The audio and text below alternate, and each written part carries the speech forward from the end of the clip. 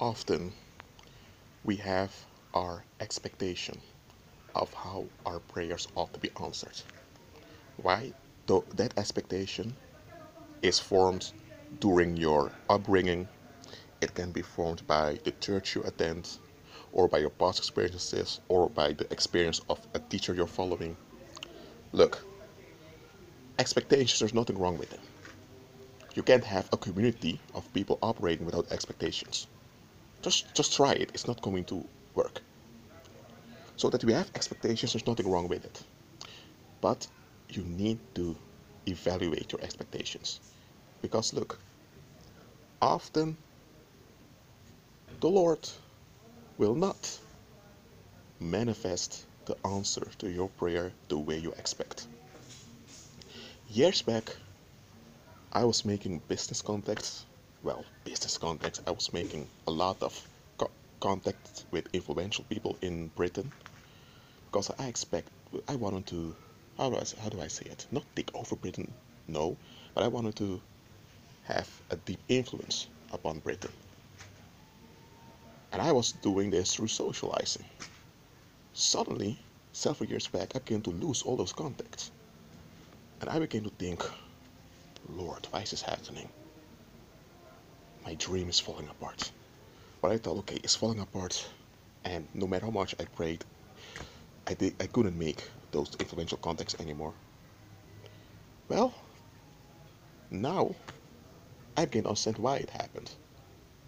Because lately I went to the analytics of my YouTube channel and I found out that the number one country of my viewers are from the USA, especially from California, New York, and I believe Texas. But the second country, you guessed it, Britain. I have thousands of followers. Now, subscribers, not subscribers, but I have thousands of views in Britain. So I have thousands of people watching my videos in Britain. I never expected that I would have a YouTube channel with 1800 videos, making all these spiritual messages and having people worldwide following and listening to them. I never expected this. So what really happened? The prayer I had to reach Britain, it worked out, but through but a whole another way I didn't expect. And when it manifested, I wasn't even aware it was manifesting. So all of you from Britain who was watching this video, I thank you for watching this video. I really do. I'm not going to make, I'm not going to give, I'm not going to make this whole video about me. I make this video to inspire you. Often, when one thing falls apart, you're not losing. And by the way, when you are a believer, you are not losing. I'm talking to believers now. When something is falling apart, it can be something you've invested in for years. Don't panic. Don't fear. A relocation is happening. It can be that you had a job, that you were a dedicated employee, that you invested in a company, and you were just promoted to not a CEO but a vice CEO. I don't know all those titles, but you were placed into high management in the company. Suddenly you're fired, and you think, why was I fired? Later you found out that let's say that that company is Microsoft, and Microsoft is about to fire about a few thousand people because they have to give up some investments, and you fall into the branch that they want to erase. You have a mortgage, you have the colleagues who are also some of your friends, it's all crumbling down.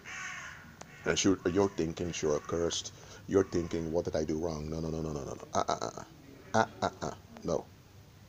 When you're a believer, what's happening is you're being relocated. You're being relocated from Microsoft to somewhere else. I don't know where you're being relocated, but you're being relocated where you can continue with your endeavors, but in a place that's more practical and beneficial towards you. There are people that lose their job and later end up in a far better job than they were before. And later they realize that former job was killing them, but they weren't aware it was killing them. But others, when they look back, they think, oh, some of you have lost all your contacts, all your friends. There were people gossiping about you, and now people have formed a bad opinion about you. and it's cost you relationships, and you're thinking, how is this ever going to change? Oh, no, listen. When you're a believer, you walk by faith. So it happened. You're not going to deny that it happened. It happened. It hurts. It's unjust. Or you're thinking, why? Hold on a minute. It's a relocation of the outworking of your blessing, because you, the real you, is blessed. When you were around those people, it was an outworking of you.